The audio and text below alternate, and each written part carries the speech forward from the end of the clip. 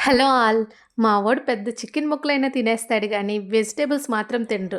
సరే వెజిటబుల్ బిర్యానీ చేసి పెడదామా అంటే, ఆ వెజిటబుల్స్ అన్నీ పక్కన పెట్టేసి, ఆ రైస్ మాత్రం ఇవ్వమంటాడు. సో, అలాంటి వాళ్ళకి ఇది బెస్ట్ రెసిపీ అనమాట. Coconut milk rice recipe.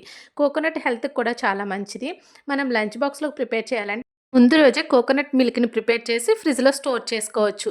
కొబ్బరిని చిన్న ముక్కలుగా కట్ చేసుకొని, మిక్సీ జార్‌లో వేసుకొని, ఒక గ్లాస్ వాటర్ ఏసుకొని, మెత్తగా బ్లెండ్ చేసుకొని, ఒక క్లాత్‌లో వేసి స్క్వీజ్ చేస్తే కోకోనట్ మిల్క్ వస్తుంది. దాన్ని ఫ్రిడ్జ్‌లో స్టోర్ చేసుకొని, నెక్స్ట్ డే మార్నింగ్ మనం యూజ్ చేసుకోవచ్చు.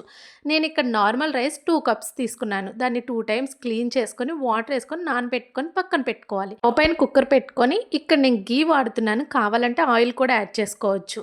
ఇక్కడ హోల్ గరం మసాలా వేసేసుకొని, 2 పచ్చిమిర్చి, ఒక ఉల్లిపాయని ఇలా పొడవుగా కట్ చేసుకొని యాడ్ చేసుకోవాలనమాట. ఉల్లిపాయ ముక్కలు లైట్ గోల్డ్ కలర్‌లో మారిన తర్వాత 1 టేబుల్ స్పూన్ అల్లం వెల్లుల్లి పేస్ట్ యాడ్ చేసుకొని పచ్చి వాసన పోయే వరకు ఫ్రై చేసుకోవాలి. ఇక్కడ కొంచెం కొత్తిమీర, పుదీనా యాడ్ చేసుకోవాలి. నా దగ్గర లేదు, యాడ్ చేయలేదు. నానబెట్టుకున్న రైస్‌ని యాడ్ చేసుకొని ఒక 2 టైమ్స్ తిప్పుకున్న తర్వాత వాటర్‌కి బదులుగా ఇక్కడ మనం కోకోనట్ మిల్క్‌ని యాడ్ చేస్తున్నాం. నేను 2 కప్స్ రైస్‌కి 4 కప్స్ తీసుకోవాలి కాబట్టి ఇక్కడ 2 ½ కోకోనట్ మిల్క్‌ని యాడ్ చేసి రిమైనింగ్ 1 ½ వాటర్ తీసుకుంటున్నాను.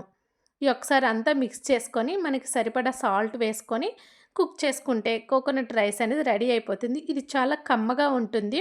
దీంతో కాంబినేషన్‌గా చికెన్ కర్రీ చాలా బావుంటుంది. కోకోనట్ మిల్క్ హెయిర్‌కి, స్కిన్‌కి చాలా మంచిది.